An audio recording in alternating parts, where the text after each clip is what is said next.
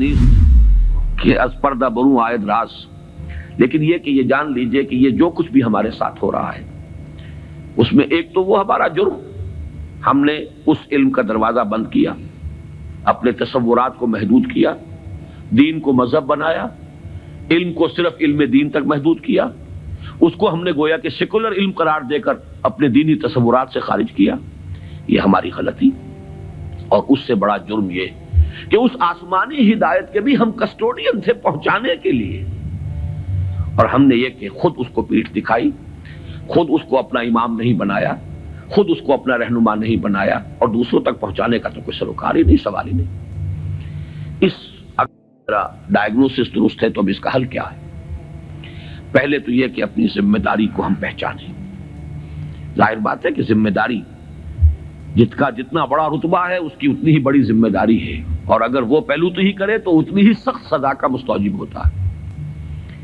کمتر درجے کی ذمہ داری ہے، کوتاہی بھی ہو گئی ہے تو کمتر درجے کی سزا کفایت کر جائے گی۔ رتبہ بڑا ہے، جن کے رتبے ہیں بڑے ان کی سوا مشکل ہے، جن کا رتبہ ہے سوا ان کی سوا مشکل ہے۔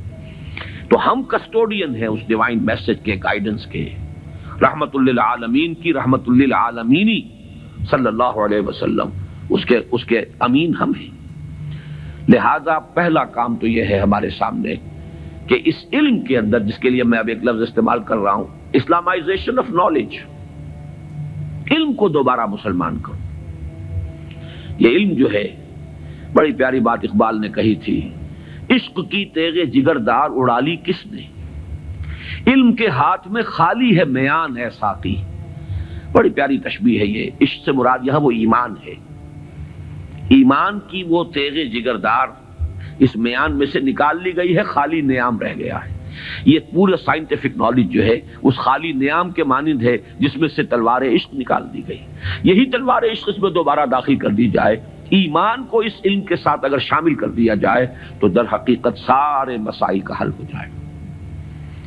تو پہلا کرنے کا کام یہ ہے کہ وہ فلسفہ، وہ حکمت، وہ علم جو انسان نے اپنی سورسز کے ذریعے سے حاصل کیا، اس کا صحیح ربط اور تعلق قائم کیا جائے اس علم سے جو وحی کے ذریعے سے انسان تک پہنچا۔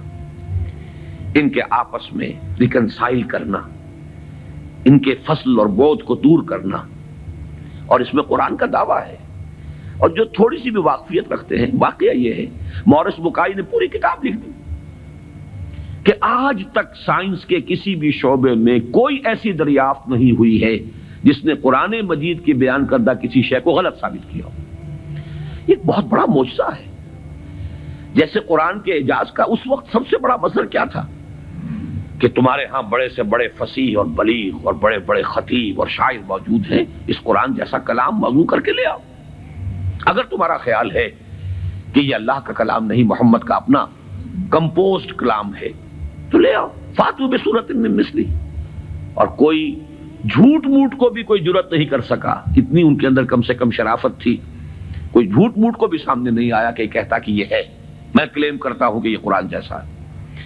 اسی طرح آج کا سب سے بڑا معجزہ یہ ہے کہ قرآن مجید 1400 برس قبل کی کتاب، اور آپ کے شاید علم میں ہوگا ٹورنٹو میں، کینیڈا میں، جو وہاں کی یونیورسٹی ہے، اس میں جو ایمبریولوجی کے جو سب سے بڑے ماہر ہیں، جن کی کہ ٹیکسٹ بک پوری دنیا میں چل رہی ہے ایمبریولوجی کی، علم جنین، حیران رہ گیا ہے وہ شخص کہ 1400 برس قبل، جبکہ ابھی مائکروسکوپ کا کوئی وجود نہیں تھا، اتنی کریکٹ ڈسکرپشن ایمبریولوجی کے سٹیجز، اس قدر صحیح اس کی جو ہے ڈسکرپشن، یہ ڈسکرپشن کہ بچہ جو ہے ماں کے پیٹ میں 3 جھلیوں کے اندر 3 دیواروں فی ظلمات ثلاث پرورش پاتا ہے۔ ابھی تو کوئی ڈسیکشن نہیں ہوئی تھی ہیومن باڈی کے، یہ جو فزیولوجی ہے اور اناٹومی بھی اس کا علم انسان کو نہیں تھا۔ یہ حقائق کیسے آئے؟ اسی لیے قرآن کہتا ہے، اس کا دعویٰ ہے سنوریہم آیاتنا فی الآفاق وفی انفسہم حتی یتبین لہم انہ الحق، قریب انہیں دکھائیں گے اپنی نشانیاں اور آیات، آفاق میں بھی، ان کے اپنے اندر، اپنے نفس میں بھی، یہاں تک کہ یہ بات بالکل ثابت ہو جائے گی کہ قرآن حق ہے۔ پہلے ہمیں اسے برنگ آؤٹ کرنا ہے، اس کو سامنے لانا ہے۔ پھر یہ کہ وہ حکمت اور فلسفہ، اور ادھر سے ایمان، جس کو کبھی مولانا روم نے کہا تھا چند خانی حکمت یونانیاں حکمت ایمانی آرا ہم بے خاں. کب تک یونانیوں کی حکمت پڑھتے رہو گے، اس کا فلسفہ پڑھتے رہو گے؟ کبھی قرآن کا فلسفہ، قرآن نے جو حکمت سکھائی ہے اسے بھی پڑھو. یہ ریویلڈ نالج ہے، یہ ریویلڈ وزڈم ہے، یہ ایکوائرڈ نالج ہے، یہ ایکوائرڈ وزڈم ہے. ان دونوں کے درمیان ربط قائم ہونا چاہیے، جو علم کلام کا موضوع رہا ہے ہمیشہ. آج ضرورت ہے ایک نئے علم کلام کی، اس لیے کہ وہ قدیم علم کلام جو تھا وہ اس فلسفے کے حوالے سے تھا جس کی بنیاد منطق تھی. آج جو علم کلام ہے وہ چاہیے جو سائنٹیفک ڈیٹا جو انسان نے کلیکٹ کیا ہے اس کے ساتھ صحیح ربط و تعلق قائم کرے قرآن مجید کا اور اس کی دی ہوئی تعلیمات کا.